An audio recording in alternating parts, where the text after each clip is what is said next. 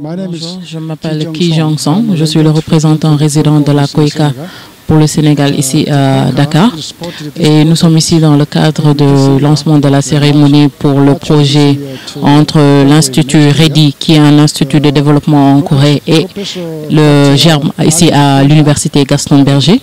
Ce projet a été soumis à la COICA en 2014 mais malheureusement il y avait beaucoup d'autres projets qui avaient été soumis en même temps. Donc le projet n'a pas été choisi, mais il a été reformulé en 2015 et c'est à ce moment-là que la COICA a formulé le vœu d'accompagner le projet avec l'Institut REDI qui a travaillé en collaboration avec l'UGB pour formuler ce projet. Donc la raison de notre présence ici aujourd'hui à Saint-Louis, c'est le lancement du projet pour le développement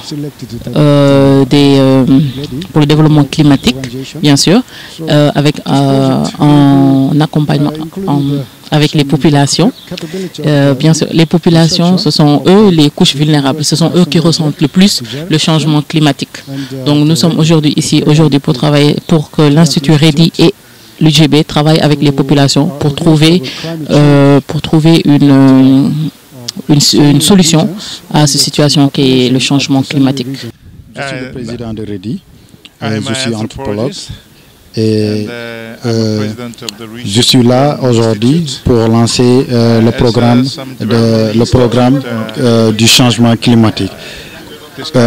Et le sujet aujourd'hui porte sur le thème les adaptations stratégiques du changement climatique et plus particulièrement dans la région de Saint-Louis. Et là, cette recherche, on ne peut pas faire cette recherche sans pour autant associer la population locale. Parce que c'est la population locale qui doit donner ses impressions de ce qu'ils vivent, parce que avant tout aussi, c'est elles qui subissent les changements climatiques qui sont liés à l'érosion côtière, les inondations, la salinité des sols, et tous ces éléments-là constituent les aspects négatifs du changement climatique que nous voudrions lutter. Nous, si je dis nous, avec REDI, l'Institut de développement coréen, et COICA, qui est notre partenaire, l'agence coréenne de développement qui est ici au Sénégal, et GERM, UGB GERM, qui est un cabinet, qui est un institut de recherche. Merci. On se sent très fiers et très honorés d'être associés à ce projet de recherche. Le GERM, le groupe d'études et de recherche sur les migrations et faits de société dirigé par le professeur Ali Tandian, est l'un des groupes de recherche les plus dynamiques de la section. Il s'est toujours distingué par son engagement dans la recherche, le dynamisme dont il fait montre en matière de mise en œuvre de projets de recherche, en matière d'identification de solutions aux problèmes auxquels sont confrontés les populations. Il a produit beaucoup de recherches, il a organisé des activités intellectuelles telles que des ateliers, des séminaires. Et à chaque fois, la section a été associée à ces projets-là. Et c'est une manière également pour la section de rayonner, de montrer que les trois missions fondamentales de l'université, on est en train de les mettre en œuvre à fond, donc au niveau de la section, à savoir l'enseignement, la recherche et les services à la collectivité. Et dans ce projet-là, on trouve quand même ces trois volets-là, parce que les résultats qui vont être atteints dans le cadre de ce projet-là vont servir à enrichir les enseignements. Ça va servir, la recherche également, ça sert à identifier des solutions pour faire face à la question du changement climatique au niveau de Saint-Louis. Et le service à la collectivité, ça s'exprime dans ce projet-là parce que justement les populations locales ont été fortement associées à la mise en œuvre du projet. Rien qu'au niveau de l'atelier de lancement, vous avez vu qu'elles sont participées, qu'elles sont venues donc des villages de Dounbabodje, de Pilote, etc.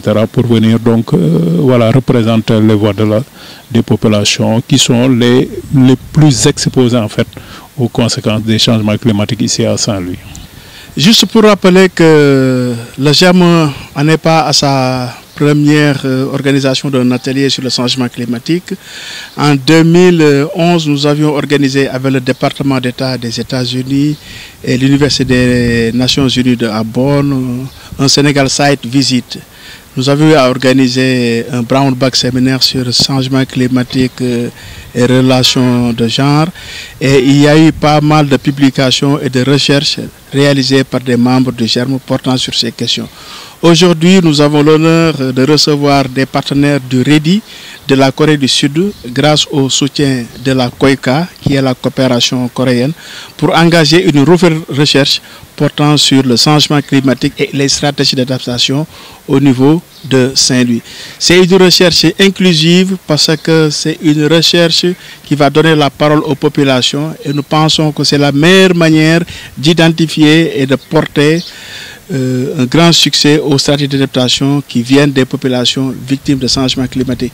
Bien évidemment, c'est un prétexte pour le GERM d'apporter sa contribution pour les 25 ans d'existence de l'Université de Gaston Berger de Saint-Louis et nous trouvons qu'il est assez normal qu'un groupe de recherche se positionne et participe à sa manière en organisant des ateliers avec un regard scientifique, mais qui donne également une place importante aux membres de la société civile, mais également des populations lourdement affectées par des questions de changement climatique. Aujourd'hui, nous l'organisons et l'étude va porter sur Saint-Louis. Et je pense que c'est une région qui répond et qui dispose de toutes les caractéristiques pertinentes pour parler du changement climatique. La sécheresse, elle est observable dans cette région. Les questions de l'érosion côtière sont également observables dans cette région. Le changement climatique dans son ensemble est visible au niveau de la région de Saint-Louis.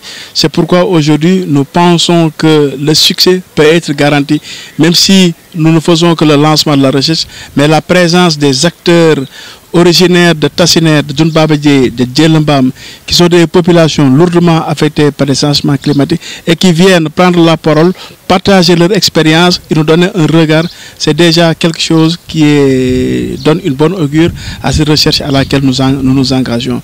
Il faut également souligner que cette étude va apporter une innovation parce que les résultats de la recherche, aussi bien des images, vont être partagées, pas au niveau de la classe scientifique, mais vont être partagés avec les politiques qui sont les décideurs, mais également les membres de la société civile et les populations locales de manière générale.